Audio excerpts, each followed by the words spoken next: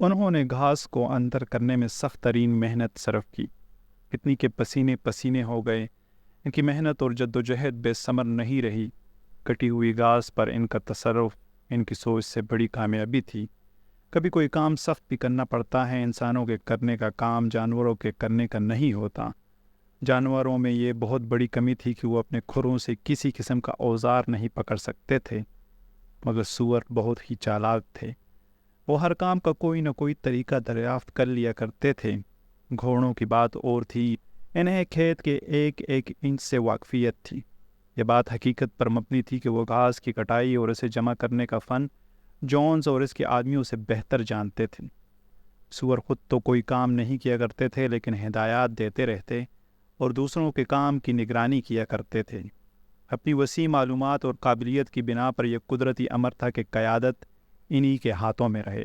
Boxer اور کلوور کو ہل اور زمین جوتنے کا باہری سامان دیا گیا تاکہ زمین کو جوت سکیں۔ یہ وہ زمانہ تھا جب لگام وغیرہ کی ضرورت نہیں ہوا کرتی تھی۔ جو کھیت میں ہل کے ساتھ مستعدی سے چکر لگا رہے تھے، ان کے پیچھے ایک سور چل رہا تھا جو آواز لگاتا جاتا، کبھی کبھی تعریفی کلمات کہتا جیسے شاباش ساتھی شاباش، کبھی کہتا کہ ساتھی ذرا رک جاؤ، یعنی جیسا بھی موقع ہو۔ گویا ہر جانور فروتنی سے اپنے اپنے کام میں مشغول رہتا اور زمین کو جوت کر اس میں سوکھی ہوئی جڑیں اور گھاس چنتا رہتا۔ یہاں تک کہ بطخیں اور مرغیاں بھی سخت محنت اور انتہائی مستعدی سے دھوپ میں ادھر ادھر کے کام میں مشغول رہتی اور اپنی چھوٹی چونچ میں گھاس کے چھوٹے مٹھے اٹھا کر ایک جگہ سے دوسری جگہ لے جاتی۔ بالآخر انہوں نے 2 دنوں سے بھی کم وقت میں گھاس کی صفائی کا کام انجام دے دیا، جبکہ اسی کام کو جونز اور اس کے آدمی عام طور پر زیادہ دنوں میں انجام دیا کرتے تھے۔ اس بار گھاس بھی ہر سال سے زیادہ پیدا ہوئی تھی۔ اس کے علاوہ گھاس کا ایک تنکا تک ضائع نہیں ہوا، کیونکہ مرغیوں اور بطخوں نے اپنی تیز نگاہوں سے اسے دیکھ کر اٹھا لیا تھا۔ مزید برآں کوئی چوری بھی نہیں ہوئی، ہر جانور نے صرف بقدر ضرورت کھائی تھی۔ اس پورے موسم گرما میں مسلسل کام ہوتا رہا۔ جانور بہت خوش تھے، اس لیے کہ وہ ان باتوں کا پہلے تصور بھی نہیں کر سکتے تھے۔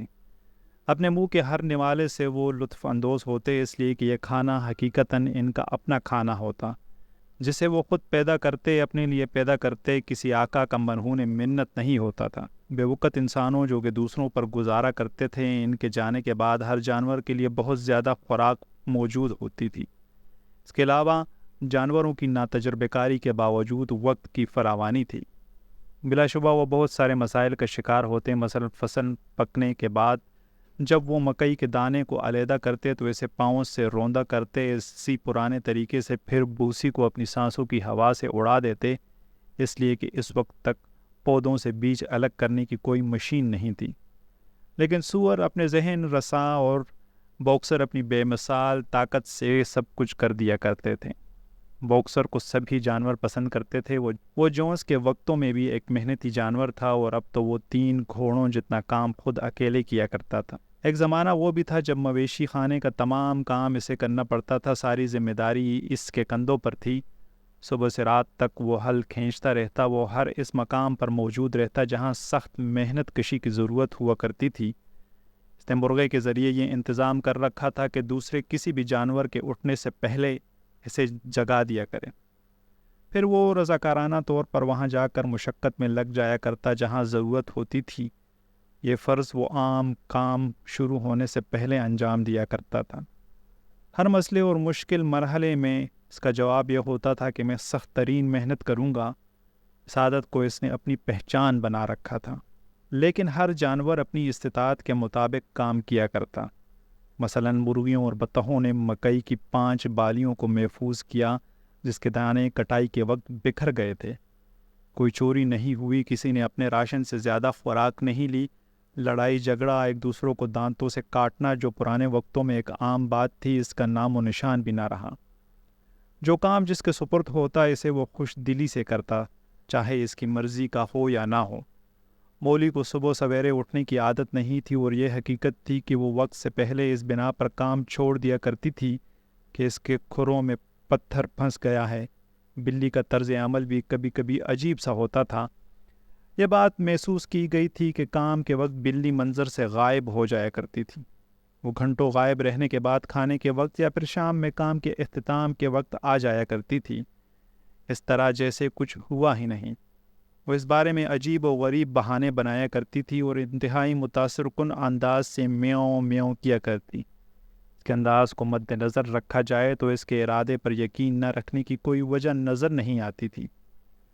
بوڑھے بندر بنجامن کے اتوار میں انقلاب کے بعد سے کوئی تبدیلی نہیں آئی تھی۔ وہ اپنے حصے کا کام آہستہ آہستہ کیا کرتا جیسے کہ وہ جونز کے زمانے میں کیا کرتا تھا، نہ تو وہ کم کرتا اور نہ ہی رضاکارانہ زیادہ کرتا۔ انقلاب اور اس کے نتائج پر وہ اظہار خیال نہیں کیا کرتا تھا۔ اس سے جب سوال کیا جاتا کہ کیا وہ جونز کے جانے سے خوش نہیں ہے تو وہ جواب دیتا، بندر بہت دنوں تک زندہ رہتے ہیں، تم میں سے کسی نے کبھی مرے ہوئے بندر کو نہیں دیکھا ہوگا۔ دوسرے جانور اس پراسرار جواب کو سن کر مطمئن ہو جایا کرتے۔ اتوار کو کوئی کام نہیں ہوتا تھا۔ ناشتہ عام دنوں کے مقابلے میں 1 گھنٹہ بعد ہوتا۔ ناشتے کے بعد جشن منایا جاتا جو ہر ہفتے ضروری سمجھا جاتا۔ سب سے پہلے پرچم کشائی ہوتی۔ سنو بال کو اسٹور سے ایک پرانا سبز رنگ کا میز پوش ملا تھا جس پر اس نے سفید پینٹ سے سینگ اور کھر بنا کر پرچم کی شکل دے دی تھی۔ اس پرچم کو ہر اتوار کی صبح فارم ہاؤس پر لہرا دیا جاتا تھا۔ پرچم کی توضیح کرتے ہوئے سنو بال کہا کرتا تھا کہ پرچم میں سبز رنگ انگلستان کی سرزمین ہے، جبکہ سینگ اور کھر آئندہ قائم ہونے والی جانوروں کی جمہوریہ جو اس وقت قائم ہوگی جب انسانوں کی تمام نسلیں ختم کر دی جائیں گی۔ پرچم کشائی کے بعد بڑے کھلیان میں تمام جانور جمع ہوتے جہاں اسمبلی ہوتی جسے وہ اجلاس کا نام دیا کرتے تھے۔ اس اجلاس میں آئندہ ہفتے کے کام کی منصوبہ بندی کی جاتی اور قراردادیں پیش کی جاتی جس پر بحث اور مباحثہ ہوتا۔ قراردادیں ہمیشہ سور ہی پیش کیا کرتے تھے۔ سارے جانور سمجھ چکے تھے کہ وہ ووٹ کس طرح دیتے ہیں، لیکن اپنی طرف سے کوئی قرارداد نہیں پیش کیا کرتے تھے۔ سنو بال اور نیپولین بحث میں ہمیشہ پیش رہا کرتے تھے، لیکن وہ دونوں کبھی متفق نہیں ہوا کرتے تھے۔ دونوں میں سے جو بھی کوئی تجویز پیش کرتا دوسرا اس کی مخالفت کیا کرتا تھا، یہاں تک کہ وہ تجویز منظور ہی کیوں نہ ہو گئی ہو۔ ہاں، اس مسئلے پر ان دونوں میں سے کوئی بھی اعتراض نہیں کرتا تھا کہ باغ کے پچھلے باقی جانوروں کے لیے ایک احاطہ بنا دیا جائے۔ اس پر زوردار بحث ہوئی کہ جانوروں کی ریٹائرمنٹ کی حد کیا ہونی چاہیے۔ جلسے کا اختتام ہمیشہ اسی گیت پر ہوتا، انگلستان کے ظالم درندوں، اور دوپہر کے بعد آرام کا وقت ہوتا تھا۔ سوروں نے ایک فیصلے کے تحت مالخانے کو اپنا ہیڈ کوارٹر بنا دیا تھا۔ یہاں شام کے وقت وہ لوہار، کارپینٹر اور دوسرے علوم ایک کتاب کی مدد سے سیکھا کرتے تھے۔ اس کتاب کو وہ فارم ہاؤس سے نکال کر لائے تھے۔ سنو بال اینیمل کمیٹی میں جانوروں کی تربیت میں لگا رہتا۔ وہ ایک نہ تھکنے والا جانور تھا۔ مرغیوں کے لیے اس نے فروغ انڈا کمیٹی بنائی، گایوں کے لیے کلین ٹیل لیگ، اسی طرح جنگلی ساتھیوں کی تعلیمی کمیٹی۔ اس کمیٹی کا مقصد چوہوں اور خرگوشوں کو بیدار کرنا تھا۔ بھیڑوں کے لیے سفید اون تحریک اور دیگر بہت ساری تنظیمیں۔ اس کے علاوہ لکھنے پڑھنے کو فروغ دینے کی جدوجہد۔ یہ تمام تنظیمیں قریب فیل ہو گئیں۔ مثلا جنگلی جانوروں کو بیدار کرنے والی کمیٹی فوراً ہی ٹوٹ گئی۔ اس کا طرز عمل پہلے جیسا ہی رہا۔ ہاں، جب سخاوت کا مظاہرہ ہوتا تو وہ اس کا فائدہ اٹھا لیتے۔ بلی نے تعلیمی کمیٹی میں شمولیت اختیار کی اور کچھ دنوں تک کافی مستعد رہی۔ ایک بار وہ چھت پر بیٹھی ایک چڑیا سے باتیں کر رہی تھی جو اس کی پہنچ سے دور بیٹھی ہوئی تھی۔ بلی سے کہہ رہی تھی کہ اب تمام جانور ساتھی ہو چکے ہیں اور جو چڑیا چاہے اس میں شمولیت اختیار کر کے ہاتھ ملا سکتی ہے، لیکن چڑیا نے اپنا فاصلہ برقرار رکھا۔ پڑھنے لکھنے کی کلاس کو یقیناً کامیابی حاصل ہوئی تھی۔ موسم سرما تک قریب تمام جانور کسی حد تک لکھنا پڑھنا سیکھ چکے تھے۔ البتہ سور خوب اچھی طرح لکھ پڑھ سکتے تھے۔ کتوں نے پڑھنا سیکھ لیا تھا، لیکن وہ 7 مقدس اصولوں کو پڑھنے کے علاوہ کچھ اور پڑھنا پسند نہیں کرتے تھے۔ میونل بھیڑ نے کتوں سے بہتر پڑھنا سیکھا تھا۔ وہ کبھی کبھی کوڑے دان سے اخبار کا ٹکڑا نکال کر شام کے وقت دوسروں کو سنایا کرتی۔ بنجامن کو بھی اتنا ہی پڑھنا آتا تھا جتنا سور کو، لیکن وہ اس کا مظاہرہ نہیں کرتا تھا۔ وہ کہتا، میں جہاں تک سمجھتا ہوں پڑھنے کے لائق کوئی چیز ہے ہی نہیں۔ کلوور نے پورا حروف تہجی یاد کر لیا تھا، لیکن اب تک لفظ نہیں بنا پاتی تھی۔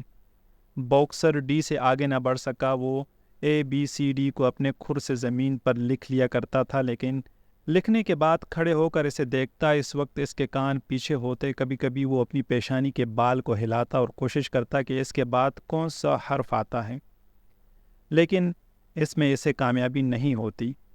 اس نے EFGH بھی لکھ لیا تھا، لیکن جب اسے یہ حروف یاد آتے تو وہ اس وقت تک ABCD کو بھول جایا کرتا تھا۔ لہٰذا اس نے فیصلہ کیا کہ فی الحال انہی چاروں حروف کو یاد کرنے کی مشق کرتے رہنا چاہیے۔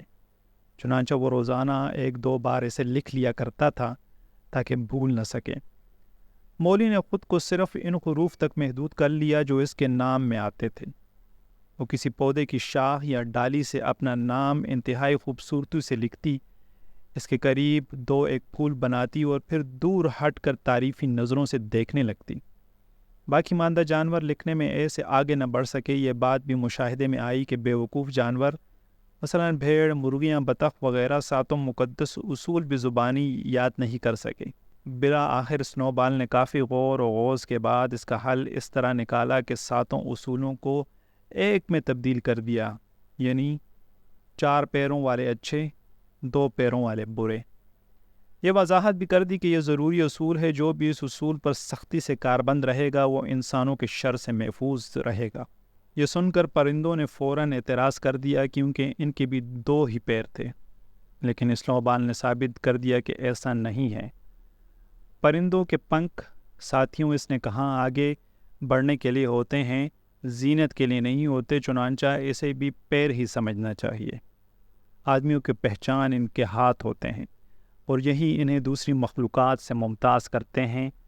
ہاتھ ہی تو اس کے اوزار ہوتے ہیں جس سے وہ تمام تر شرارتیں کرتا ہے۔ سنو بال کی فلسفیانہ باتیں پرندوں کی سمجھ میں نہ آئیں، لیکن پھر بھی انہوں نے وضاحت کو تسلیم کر لیا۔ اس طرح تمام متحمل مزاج جانوروں نے اس نئے قول کو یاد کر لیا، 4 پیر اچھے، 2 پیر برے۔ یہ قول 7 مقدس اصولوں کے اوپر بڑے حروف میں لکھ دیا گیا۔ جب یہ قول سب کو یاد ہو گیا تو بھیڑ نے اس میں کافی دلچسپی لی، اور پھر اکثر جب وہ کھیتوں میں بیٹھی ہوتی تو گانے کے انداز میں بلند آواز سے کہتی رہتی کہ 4 پیر اچھے، 2 پیر برے، 4 پیر اچھے، 2 پیر برے۔ وہ یہ قول مسلسل اور گھنٹوں دہراتی رہتی اور کبھی نہ تھکتی۔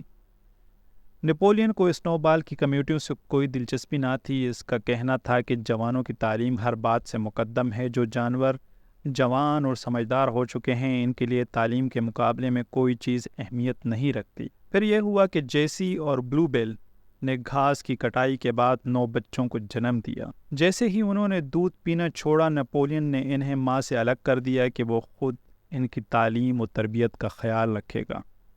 کتے کے ان بچوں کو اس نے لے جا کر ایک بلند لیکن ایک ایسی جگہ رکھا جہاں مالخانے سے سیڑھی لگا کر ہی پہنچا جا سکتا تھا۔ وہ وہاں تنہائی میں رہ کر مویشی خانے کے باقی ماندہ حصوں کو بھول گئے۔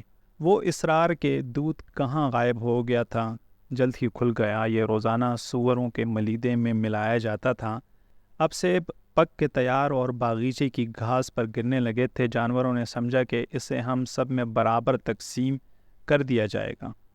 بہرحال ایک دن حکم پاس ہوا کہ ہوا سے گرے ہوئے سارے سیب جمع کر کے مالخانے میں لائے جائیں، جو سوروں کی خوراک کے طور پر استعمال ہوں گے۔ اس بات کو سن کر کچھ جانوروں نے دبی زبان میں ناپسندیدگی کا اظہار کیا، لیکن یہ بے سود تھا کیونکہ تمام کے تمام سور اس مسئلے پر متفق تھے۔ اسکویلر کو بھیجا گیا کہ وہ تمام جانوروں سے اس کی وضاحت کر دیں۔ ساتھیوں، اس نے بلند آواز سے کہا، میں امید کرتا ہوں کہ تم لوگ یہ نہیں سمجھتے ہوگے کہ سور یہ سب کچھ خود غرضی اور استحقاق کی بنا پر کر رہے ہیں۔